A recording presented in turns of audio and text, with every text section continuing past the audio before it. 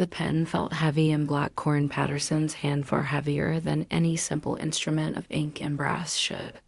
The faint scent of the lawyer's perfume, something rich and floral, the kind that lingered like confidence, hung in the air of the small downtown Atlanta office. Papers whispered as Black Ayanna Nolan, her attorney, slid another crisp document across the mahogany desk outside the window. October rain tapped against the glass like impatient fingers. Her phone buzzed again on the table. Black Zion Patterson, the caller ID glowed. Call number 47 this week? Corin didn't answer. She hadn't answered in 3 days. Mrs. Patterson. Ayanna said, her voice professional, steady, yet soft enough to sound like mercy. Are you absolutely certain? Corin's hand hovered above the signature line. The pen's gleaming tip caught the light, ink glistening like fresh tears. She could smell the polished leather of the chairs, feel the faint hum of cold air from the vent, hear the clock marking each second with an accusing click. Forwards. That was all it had taken to destroy her son's world. 4 simple words that had redrawn the line between mother and child forever. She drew a slow breath, and the video camera light on the lawyer's tripod blinked red, recording her statement for the record. Hi, viewers, Corin said evenly, turning toward the lens. Tell me where y'all watching from, and what time it is. Her smile was calm, practiced. 3 weeks ago, she had stood inside a glittering wedding hall outside Atlanta, watching champagne bubbles rise through tall crystal flutes. Her only son, her baby, had been laughing with his groomsmen, his tie slightly crooked the way it always was when he got excited. She thought how handsome he looked. How proud Black Marcus Patterson Sr., his father, would have been. She hadn't known that less than an hour later. Zion would ask her to leave, that he'd choose a woman he'd known for 2 years over the mother who'd raised him alone for 24, that all her years of sacrifice would weigh less than the cost of his bride's designer gown. But that wasn't the end of the story. It was the beginning, because the next morning, when her phone rang and his name flashed across the screen, when she heard him say those words, "Mama, I need the property papers," something inside her shifted. Something cold. Something clear. Something final. She pressed the pen to the line. The scratch of ink across parchment sounded like fabric tearing. Corin Elizabeth Patterson. Each letter was deliberate, each stroke permanent. Ayanna slid another document forward. "And the set," she murmured. Corin signed that one too. Then a third. Then a fourth. Her signature grew faster, bolder, steadier with each page.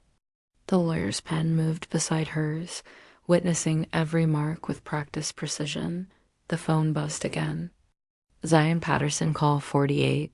"There's one more thing," Corin said. Her voice did not shake. "I want to make a call." Ayanna nodded and pushed the office phone across the desk. Receiver was cool against Corin's palm as she dialed the number she'd known by heart since 1999. 1. Ring 2-3. Hello? Zion's voice cracked through the static, breathless, desperate. "Mama, that you?" Corin's gaze swept over the signed documents, spread like sealed promises across the desk. The lawyer's watchful eyes, the rain streaking the window. "Zion," she said quietly, "listen carefully. I'm only going to say this once." The words left her mouth, 4 of them. Words that made the lawyer's eyes widen. Words that froze her son's, breathing on the other end of the line. But you don't get to know what they were not yet, not until you understand how they got here. But that wasn't where the story ended. That was where it began. Because the very next morning, when my phone rang and I saw Black Zion Patterson's name lighting up my screen, when I heard him say, "Mama, I need the property papers," something in me hardened. Something cold, clear, and absolute. That morning sealed my resolve. But it all started the day before at his wedding. June heat had poured through the floor-to-ceiling windows of the luxury Atlanta event hall. The kind of thick southern warmth that clings to your skin even under blasting air conditioning. I'd been standing near the dessert table for 20 minutes, pretending to study the petit fours while servers arranged them like jewels on mirrored platters. My dress collar felt too tight. It was navy blue, knee-length, modest, elegant. The kind of formal look Zion said his bride, Black Naomi Pierce, wanted the wedding families to wear. The tag had read $219. I couldn't really afford it, but that didn't matter. Nothing did, except showing up the way a mother should on her son's biggest day. I had left home before dawn 5 a.m. sharp to beat the traffic on I-75, stopping only once for coffee and gas. 4 hours later, I arrived 2 hours early. Just in case they needed help with anything. At 7, Zion had texted, "We're good. Mama, just relax and enjoy the day. So I did what mothers do." I smiled. I introduced myself to distant cousins and Naomi's family. I laughed politely with the groomsmen I'd only met once. I sipped champagne I couldn't pronounce and ignored the pinch in my shoes, and I watched my son, my only child, dance, joke, and celebrate the golden boy I had raised alone. The ceremony had been beautiful. Naomi wore a white lace gown that probably cost more than my car payments for a year. The flower arrangements looked like they'd been shipped straight from heaven, and the crystal chandeliers reflected so much light it made everyone glow. I thought about Black Marcus Patterson Sr., my husband gone 12 years now after that. Sudden heart attack at 46, and how he would have looked at our boy that day. He would have worn one of those loud paisley ties and told embarrassing stories during the toast. He would have laughed too loud and spun me around during the mother-son dance that never came. I felt him there, though, in the warmth of the room. In the way Zion's smile tilted just like his father's used to, I'd slipped a card into my clutch earlier that morning, a white envelope with "To my son," with love and pride written in gold ink. Inside was an $8,000 check, almost every bit of my savings. I'd planned to give it to him quietly at the reception, maybe when the music soft and the cameras turned away, just a moment between us, mother and son, a chance to say how proud I was. He had asked me months ago if I could help a little with the wedding costs, and what kind of mother says no to that? So I said yes, because that's what I'd always done. The sacrifices had become second nature long ago, working double shifts at the hospital, skipping vacations, refinancing the house when tuition bills came. Every dollar I'd earned had Zion's name written on it. That day, I just wanted him to feel my pride. To know that even though his father was gone, I was there, present, whole. Theming. I pressed my fingers against the side of my champagne glass, feeling the cool condensation gather. A single drop slid down, landing on my hand. That's when I heard it, his voice. "Mama." I turned, smiling instinctively. Black Zion Holt, 24, stood a few feet away in his tailored navy tux, looking every bit the man I had dreamed he'd become. But the look on his face wasn't joy. It was something else, something set and sharp, like a decision already made. And that moment, the way his jaw tightened, the way he wouldn't quite meet my eyes, was the first crack in everything I thought was unbreakable. "Mama." I turned toward the sound, smiling before I even saw him. Black Zion Patterson, 24, stood 3 feet away in his fitted navy tux. Bodhi slightly loosened, but his jaw tight, his eyes locked on me like he'd come with a purpose. I knew that expression. It was the same look he'd had when he was 7 and determined to ride his bike without training wheels. When he was 16 and told me he was going to Morehouse whether we could afford it or not. When he was 22 and said he was moving in with Black Naomi Pierce. That stubborn set mouth always meant he'd already decided. The ceremony was beautiful. "Baby," I said, keeping my voice light, proud, steady. Naomi looked Abe's, You need to leave. The words hit like a slap. Cold, clean, cruel. At first, I thought I'd misheard him. The DJ was blasting a remix of Before I Let Go. Aunties were laughing mid-electric slide. Glasses clinking, bass thumping through the parquet floor. The whole ballroom was moving, pulsing, alive. What? I blinked, certain I'd misunderstood. He didn't look at me when he repeated it. You need to leave. His eyes fixed somewhere past my shoulder, as if he couldn't bear to see my face. Naomi doesn't feel comfortable with you here. For a second, everything blurred. The laughter, the lights, the music, all of it faded into a low hum. The champagne flute felt slick in my hand. I gripped it tighter, afraid it would slip, shatter, and draw every eye in the room. The mother of the groom causing a scene. A headline waiting to happen. Zion, I whispered, forcing the lump in my throat down. I haven't even spoken to her since the ceremony. I just go, Mama. This time he looked at me, and what I saw in his eyes wasn't anger. It was detachment. A blank, practiced kind of dismissal that chilled me more than shouting ever could. Please don't make this difficult. He added, quieter now. Difficult. The word echoed like an insult. I thought of the years I'd spent keeping our lives from falling apart. The long nights charting patient vitals and mopping floors in the same 12-hour stretch. The times I'd hidden late fees so he could buy textbooks. The mornings I'd braided his hair before school, making sure the part was perfect because I wanted him to walk into that world looking like he belonged there. I was the woman who'd held him through every fever and heartbreak, who'd worked herself raw so he could dream bigger.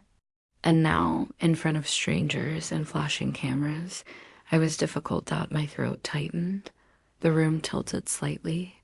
I could hear laughter from Naomi's bridesmaids at the next table. That polished, curated laughter that always made me feel like an outsider. I managed to say, barely above a whisper, Zion. I drove 4 hours to be here. His jaw flexed again. No hesitation. No mercy. I know, he said, eyes already sliding away. But you should go now. The sting behind my eyes turned hot. I looked around. No one had noticed. The music was too loud. The celebration too bright. So I nodded. Just once, the mother of the groom, dismissed like an unwanted guest. I placed the untouched glass on the nearest table, straightened the navy dress I bought just for him, and turned toward the exit. Each step away from the glittering dance floor felt like walking through water heavy, slow, unreal. Behind me, the DJ announced the next song, something upbeat, and the crowd cheered. Ahead. The ballroom doors gleamed gold under chandeliers. I pushed them open, stepped into the June night, and the heat rushed up to meet me thick. Suffocating, merciless. I didn't look back, because if I had, I might have run to him one last time, and that, I think now, would have been my final mistake. The heavy ballroom doors shut behind me with a muffled thud, sealing in the laughter, the clinking glasses, the music, and my son's voice that no longer belonged to me. Outside, the humid Georgia night hit like a wall. The parking lot shimmered beneath yellow streetlights, the air thick with the smell of rain and asphalt. I clutched my purse against my chest and kept walking, each step echoing in my ears, louder than the music I'd left behind. I hadn't finished, still lingered on my tongue, bitter now. Like regret, I reached my car, hands trembling as I fumbled with the keys. The moment I shut the door, the silence came rushing in, heavy and absolute. No music, no laughter. Just the faint hum of the engine and the soft, steady rhythm of my own breathing as tears welled up for the first time that day. The drive home took 4 hours. 4 long hours of highway and headlights and memories that refused to fade. The road stretched endlessly through the dark small towns, sliding past like ghosts. Forsyth, Barnesville, Culloden. I'd taken this route so many times before with Black Zion Patterson in the back seat, asleep with his mouth slightly open, clutching a stuffed bear we'd won at the county fair. Now the passenger's seat sat empty. At one point, I caught sight of my reflection in the rearview mirror, lipstick faded, eyes swollen. A woman who looked 20 years older than the one who'd walked into that reception hall. Somewhere past Macon, the tears started for real. I didn't sob. I didn't scream. I just let them fall quietly, one after another, until my vision blurred and the highway lights turned into smeared halos. When I finally pulled into the long gravel driveway of my Patterson family property, dawn was barely breaking. The first light spilled over the acres of land that had belonged to my grandfather, my father, and then my husband. Home. The wooden porch creaked beneath my shoes as I climbed the steps.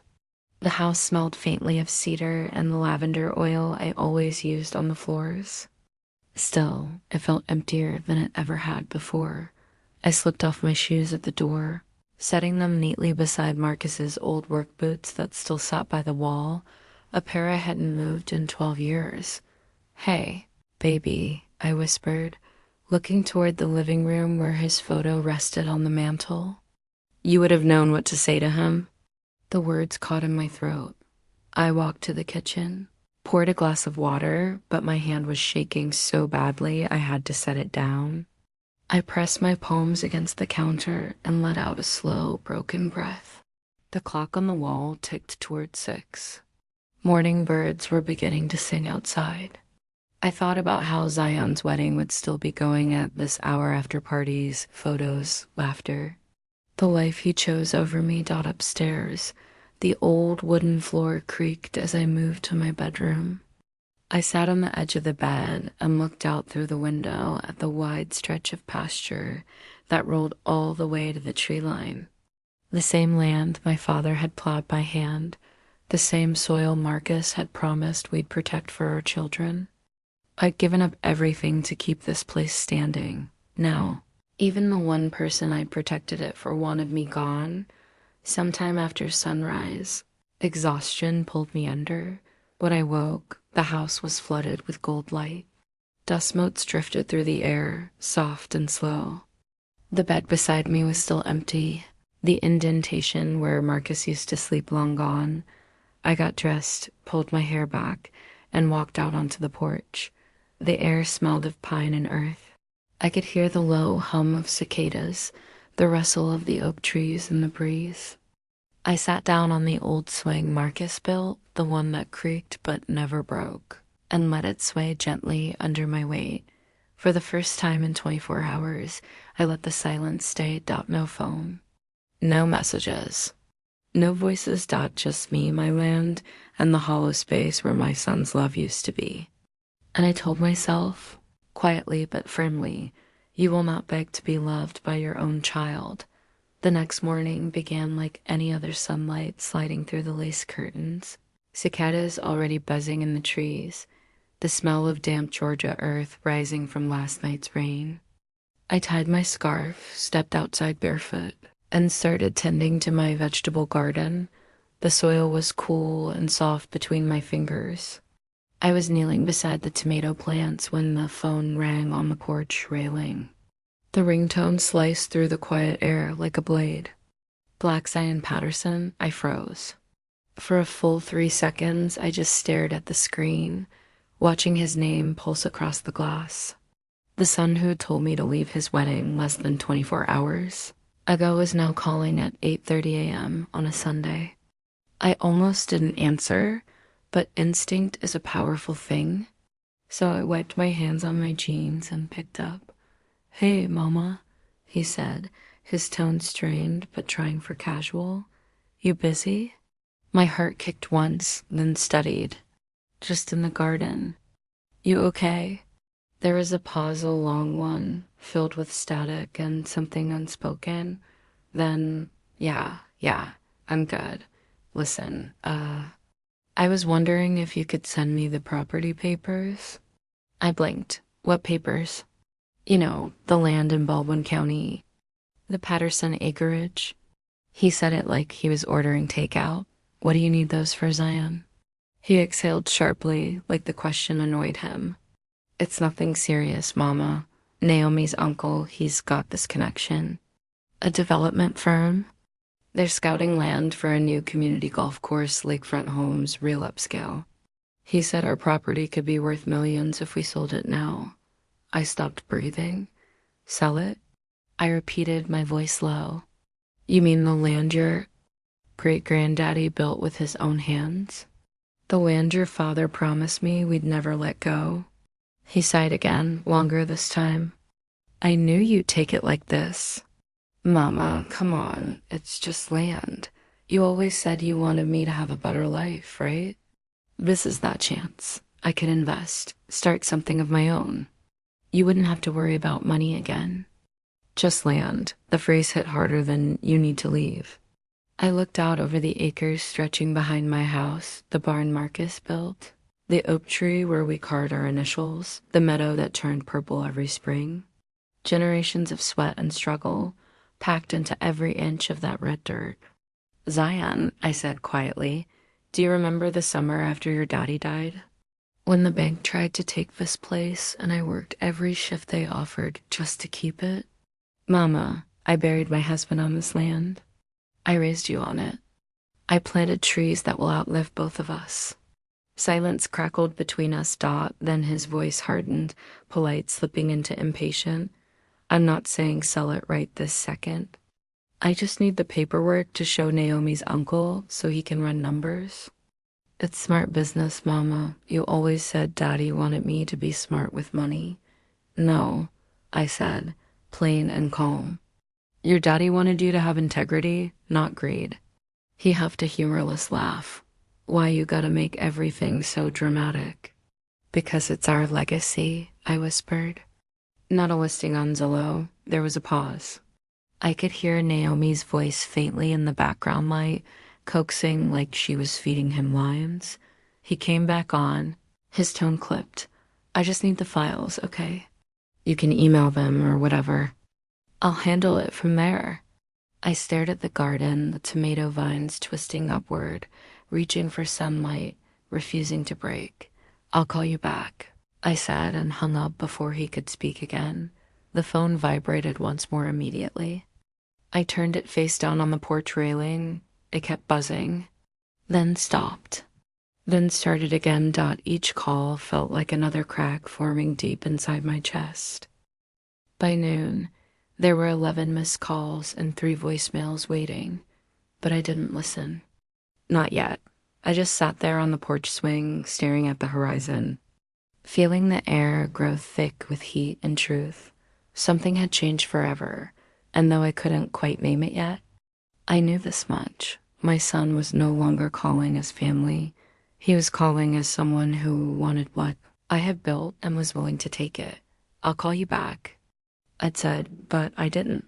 The phone sat face down on the porch railing, vibrating every few minutes like it was possessed. By the time I finished watering the garden and went inside, it had racked up 16 missed calls, all from Black Zion Patterson. By afternoon, the number had climbed to 28, then 33. By evening 40-2. I didn't answer a single one. Instead, I moved through the quiet rhythm of my day folding laundry, washing dishes, feeding the stray cat that wandered up the porch steps sometimes. Ordinary tasks for an ordinary Sunday. But underneath it all, my stomach stayed knotted. Every vibration of the phone a reminder that peace never lasts long when someone's trying to push past your boundaries. Around 6 p.m., the voicemails started stacking up. The first few were pleading, Mama, please, I just need those papers. I promise I'll explain everything. You're overreacting. Then they turned sharp. You don't understand how business works. This isn't about greed, it's about opportunity. You're being stubborn for no reason. By voicemail number 9, the patience was gone. You're being selfish. You always talk about family, but when it's time to actually help me build something, you slam the door in my face. Naomi's uncle says we could close a deal in 2 weeks if we move fast, but you're holding us back. Selfish. Another word I'd never thought I'd hear from my own child Dot by the 10th voicemail. The manipulation started creeping in. His tone softened, rehearsed. Look, Mama, maybe you just don't understand what this can mean for us. You'd have your name on the deal. You'd still be part of it. But you gotta trust me. Naomi and I are doing this for you too. He'd said we so many times that it made me flinch. We dot, as if that girl who had me thrown out of his wedding was somehow family now. And I was the outsider. Dot by message 14. Her voice finally joined in, sweet, high-pitched, and full of that artificial warmth she always carried. Hi, Mrs. Patterson. It's Naomi. I think there's just been a little misunderstanding. Zion's really stressed, and I know you didn't mean to make things complicated. Maybe we can all talk tomorrow. Like adults. We just want what's best for everyone. Like adults. I nearly laughed. The words dripped condescension. Dot that evening. I sat in Black Marcus Patterson Sr.'s old recliner, the same one that faced the window overlooking our land. The sun was setting over the trees, and the sky had gone pink at the edges. I hadn't sat there in months, not since before the wedding chaos started. I pressed my hands together, resting them against my lips. Marcus, I whispered into the dim room. What would you do? The silence felt like an answer. He would have told me not to rush. He had always been the calm one, steady, deliberate, unwilling to bend for fast talk or fancy promises. I closed my eyes and could almost hear his voice. Land don't beg to be sold. Corin, it waits. It outlasts the ones who forget its worth. By 9 p.m., the sky had turned black, and I finally turned my phone screen over. 47 missed calls. I didn't play the rest of the voicemails. I didn't text back. I didn't explain myself. Instead, I turned off the phone completely and set it face down beside Marcus's photo. Outside, the wind moved through the pine trees. Slow and certain, I thought of Zion somewhere in the city, pacing with Naomi by his side. Angry because for the first time in his life, I'd said no. For years, I'd built my world around him, his dreams, his needs, his comfort. Every decision I made was about keeping him safe, supported, happy. Now, for the first time, I was making a choice that wasn't for him. It was for me. And as strange as it felt, that quiet in my chest, the stillness after all that noise felt like strength. The phone stayed dark for 3 full days. 3 mornings of quiet coffee. No buzzing, no tension vibrating through the air. Just peace, the kind you can almost taste. Then, on the 3rd night around 9 p.m., I turned it back on. It lit up like a storm. 47 missed calls. 23 voicemails. 14 unread texts. All from Black Zion Patterson. And one more. Freshly incoming. The screen glowed. Incoming call, Zion. I let it ring once, twice. Then I answered, Mama. His voice was tight, breathless, the sound of a man who hadn't slept. Finally. I've been calling you for days. I know, I said evenly. I needed time. He laughed, a short, incredulous sound. Time. Mama, this isn't some personal thing. It's business. We're trying to move forward on something big, and you're just sitting there holding everything up. Zion, I said quietly, what you're calling business is me. My home, your father's land. I'm not taking it from you, he said quickly, almost defensive. You act like I'm stealing something. I'm just trying to make it useful. Useful? Yes, useful, for once. You're sitting on acres of dirt and trees, Mama. You don't even farm anymore. You're just holding it. I let his words hang in the air. Every syllable hit like gravel in my chest. Do you remember? I said slowly. The day your daddy and I planted those pecan trees by the fence. You were 6. You spilled half the seeds and cried, but your daddy told you it was all right. He said, we plant for the ones who come after us. He went quiet. For half a breath, I thought I'd gotten through. Then his tone shifted, frustrated, almost cruel. That's exactly my point. I'm the one who came after. You always talk about legacy, but what good is legacy if it's rotting under weeds? You had your time, Mama. Let me have mine. Something inside me stilled. A different kind of silence now. The kind that comes right before the breaking point. You want the papers? I said, the title, the deeds. Yes, he said quickly. I just need them for the meeting. Naomi's uncle says, stop, I interrupted. My voice was steady low. Do not bring her name into this conversation. He hesitated, then sighed. You're being emotional again. Maybe, I said. But I'm also being clear. The answer is no. He went silent. Then came the sound of him pacing, breathing hard. You can't do that, he snapped finally. That land is supposed to be mine one day. I promised your father I'd protect it, I said. From anyone who'd misuse it. Even if that someone was you. He made a choked sound, half laugh, half disbelief. You're unbelievable. You've always got to control everything. You couldn't just let me live my life. I did let you, I said softly. You just never noticed. There was a long pause. I could hear his breathing through the line ragged, angry, almost scared. Mama, please, he said finally, voice breaking just a little. Don't do this.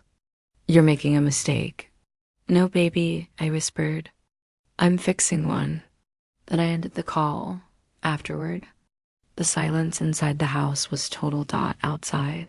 The wind howled through the trees. And somewhere in the dark, a barn owl called out a long, hollow sound that seemed to echo through my bones for days. I didn't turn my phone back on again, Dot, instead. I walked the land past the fence line, through the tall grass, around the old barn where Marcus and I once slow danced under fairy lights during a summer storm. I talked to him out loud. Like I used to. Marcus, I said, standing at his grave near the big oak tree. I told him no. The air was still, but somehow I could feel his approval in it, the kind of quiet pride that doesn't need words. When I finally went back inside and turned on my phone again, the screen flooded with missed calls. 40-7. To be exact, and a voicemail at the top of the list timestamped 2:17 a.m., his voice sharp, desperate, trembling. Mama, if you don't send those papers, you're gonna regret this.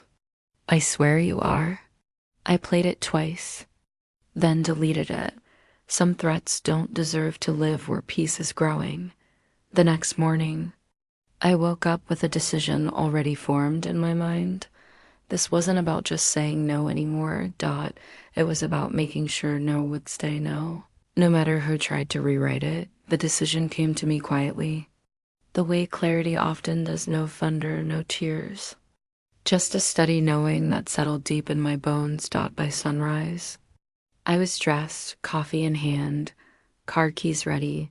I drove into Atlanta, straight to Ayanna Nolan's law office, the same one where weeks ago I'd sat trembling over those signature lines. This time, I wasn't trembling. Ayanna looked up as I stepped through the door. Mrs. Patterson, she said, her brow softening in surprise. I wasn't expecting you back so soon. I need to make sure my land stays protected, I told her. Permanently. Inside her office, the rain tapped the windows again, just like the last time. The smell of her perfume, warm amber, and roses hung in the air. She motioned for me to sit. Tell me what's going on. I told her everything, from Zion's 8:30 a.m. phone call to the endless voicemails to that final threat. I didn't cry. I didn't raise my voice. I just said the truth out loud, and it sounded heavier than I'd realized. When I finished, she sat back, silent for a long moment. Then she said, "You've done everything you could as a mother. Now it's time to act as the steward of your family's legacy." Her words struck something sacred in me. She opened a new file, clicking her pen. "You mentioned your husband made you promise to keep the land in the family." I nodded. He did. Said it was the last good thing his father gave him. And you want to make sure no one can sell it, not your son, not anyone. Yes, I said. Even after I'm gone? Her eyes lit with understanding. Then you don't need to transfer it. You need a conservation trust. I frowned. A what now? She smiled faintly. It's a legal protection. You donate the development rights, but you keep ownership. The land can never be sold, rezoned, or built on ever. It's protected under state law. You can even name it in honor of your family. My heart stuttered. You mean forever? Forever, she said. Long after any of us are gone. We spent hours going through the details. Every clause, every line, every option. She walked me through the documents, explaining how the Patterson Family Land Trust would be registered with the county and preserved for future generations. By noon. The papers were ready. I read each one twice. Then I took the pen in my hand, feeling its weight, and began to sign Corin Elizabeth Patterson. Each stroke was deliberate, confident, an act of defiance and devotion in the same breath. Ayanna signed as witness. You just made your legacy unbreakable, she said softly. The clock ticked in the corner. The rain outside softened into a steady hum, and then, as if on cue, my phone lit up on the desk. Black Zion Patterson, call number 48. Didn't plan to answer, but something in me, the mother still aching under the steel, said I should. I picked up, pressed the phone to my ear. Mama, he said, breathless. Please tell me you didn't do what I think you did. Ayanna's eyes met mine across the desk. I stood, walked to the window, and looked out over the city, its skyline blurred by mist. Alive with motion, Zion, I said, calm and sure. I'm only going to say this once. He went quiet. I looked down at the papers, every signature inked, every seal embossed, and felt a strength I hadn't known in. Years. Then I spoke. 4 words. Words that made Ayanna's pen still in her hand. Words that froze my son on the other end of the line. It's not yours anymore. The silence that followed was deep enough to swallow every past apology, every promise, every moment I'd ever bent for him. Mama, wait, what are you saying? You can't. I can, I said. And I have. He exhaled hard, voice cracking. You don't mean that. Naomi's here. She can explain. Don't bring her into this, I said, my tone steady, final. This was never about her. It was about what's right. Mama, you're being vindictive. You're ruining everything. No, baby, I interrupted gently. I'm saving everything. He went silent again. Then the line clicked. I set the phone down on the desk. Ayanna watched me quietly, then said, You did the right thing. I nodded, feeling the weight lift from my chest, replaced by something fierce and light. Maybe now, I said. He'll finally learn the difference between inheritance and entitlement. Outside, the rain stopped. The clouds broke open. And for the first time since that wedding day, I could breathe without guilt. The moment the words left my mouth, it's not yours anymore, a hush filled the room. Even the air seemed to pause. On the other end of the line, Black Zion Patterson didn't speak for several seconds. I could hear only his uneven breathing, the faint rustle of fabric, maybe him pacing. Then came the explosion. Mama, what the hell does that mean? You can't just take something that's mine. It was never yours, I said evenly. It was entrusted to you, maybe, one day. But it was never yours. You're unbelievable, he spat. You'd rather give away our family's land to some strangers than let your own son handle it. You've lost it. You, Zion, I interrupted, calm but firm. I didn't give it away. I protected it. I put it in a conservation trust. It can never be sold. Not by you. Not by anyone. It belongs to the land now. To our legacy. To something bigger than either of us. Ayanna sat silently across from me. her eyes steady but approving. On the other end, there was nothing but the sound of him breathing ragged. Angry, then finally breaking. "Mama, you had no right," he whispered. "Daddy would have never—" I closed my eyes. "Your daddy would have done exactly this." Because he knew how easily men trade honor for money. Then the phone went silent, and that was it. I hung up. Turned the phone off and didn't look back. 6 months passed. Autumn bled into winter, and winter softened into the first whispers of spring. The trees that had stood through 3 generations of Patterson's shed and bloomed again. Untouched Zion didn't call after that day.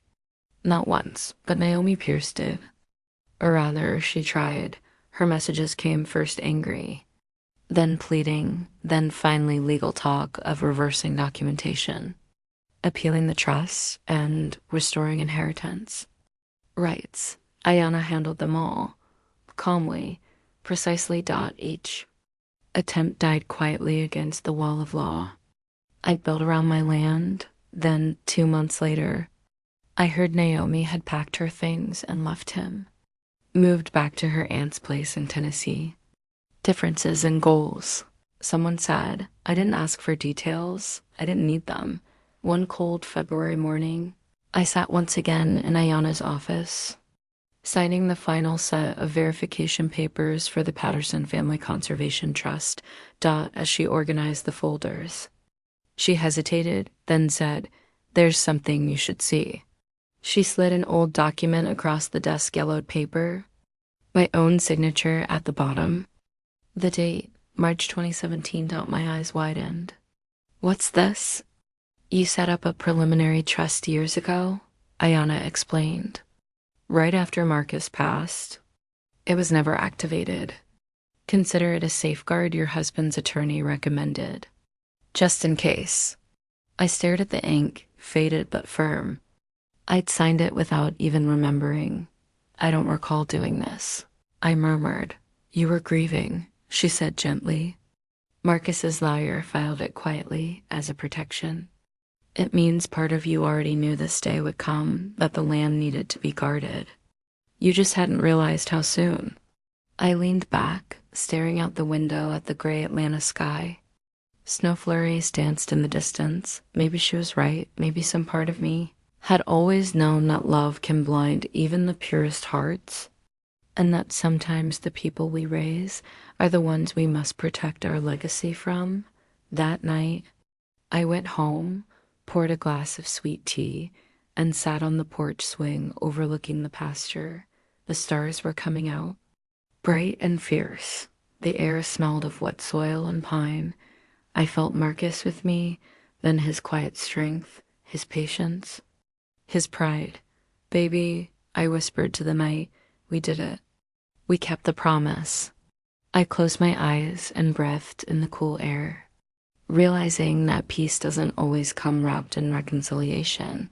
Sometimes, peace is simply knowing the story didn't end in betrayal, and for the first time in years, I felt free because this land, our land, was finally untouchable. Forever. Spring arrived early that year. The Georgia sun rose soft and honey gold across the fields, warming the meadow that had once belonged to my grandfather. Wildflowers, purple clover, yellow coreopsis, and soft white yarrow spread like a living quilt over the earth. Every morning, I walked through that meadow barefoot, letting the dew soak my feet. The land felt alive again, free, breathing, safe. I began inviting children from the city, students from Atlanta's inner neighborhoods, most of whom had never stepped foot on a farm. They came in bright sneakers and wide eyes, climbing down from school buses with the same awe I'd once seen in Zion's face when he was small. We spent those afternoons talking about the soil, about roots and legacy, about how the trees growing around them were older than their grandparents. They planted seeds, splashed water, chased each other through the fields until they fell down laughing, and when they looked at me, dirt on their hands and joy on their faces. I realized something. This was what the land had been waiting for to give life, to teach. to remind they appreciated in a single afternoon what my own son had never truly seen in 24 years. One afternoon in April, I opened my mailbox and froze. Inside was a single envelope, edges soft from travel. My name written in handwriting I would recognize anywhere. Black Zion Patterson. Carried it inside and sat on the porch steps. The paper trembled slightly in my hands as I opened it. 3 full pages, front and back. The ink pressed hard into the paper. His handwriting rushed and uneven. Like he'd written it all in one sitting without stopping. It was an apology. A real one. He wrote about the wedding, how ashamed he felt when he remembered the look on my face as he told me to leave. He confessed that Naomi Pierce had convinced him I was trying to control him, that I didn't respect his marriage. He admitted that when the deal for the land collapsed, she'd stopped pretending to care. She never loved me, Mama, he wrote. She loved what my name could buy, and when that disappeared, so did she. He said he finally understood what I'd done and why. Mama, I know I don't deserve forgiveness, the letter read, but I see now that you were protecting something sacred. You kept your promise to Daddy. You honored Grandpa's hands, Grandma's prayers. You protected what we're all supposed to protect, our family's name, our story. I'm sorry it took losing everything to understand that. I love you. I'll always love you, even if you never speak to me again. Signed, your son, Zion. I folded the letter carefully and placed it back in its envelope. Then I sat there on the porch steps, the same spot where I'd once cried after his wedding. And this time I cried again, only softer, tears. For the years I couldn't get back, tears for the boy who'd once followed me through the fields, asking questions about.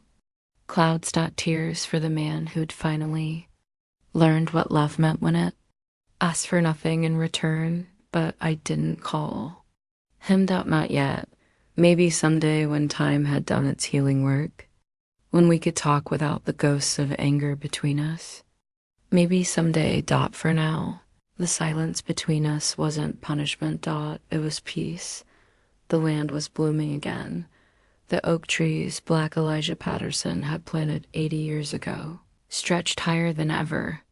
The barn Black Marcus Patterson Sr. built still stood solid against the wind. The same meadow where he proposed shimmered with wild color. I walked through it all, alone but not lonely, knowing I had done what generations before me prayed I would do. My grandfather planted trees he'd never sit under. My father built a barn for grandchildren he'd never meet. My husband made me promise to guard this place even from our own son, and I did, because legacy isn't just about what you leave behind. It's about what you refuse to let be destroyed. When I look into this camera now, I know some of you watching understand exactly what that feels like. When the people you'd die for treat you like you're disposable. When your sacrifices get forgotten in the moment. They stop being convenient. When love turns one-sided. And you realize you've been giving everything to someone who only saw what you could offer, not who you were. But hear me when I say this. Your worth isn't determined by who fails to see it. Your story doesn't end where someone else stops understanding it, and your legacy, the thing your blood and bones built, is yours to protect. Even if it means standing alone, I smiled faintly, feeling the breeze lift the edges of Zion's letter. This land, I whispered to the camera, will stay wild, free, and untouchable, just like the women who protected it.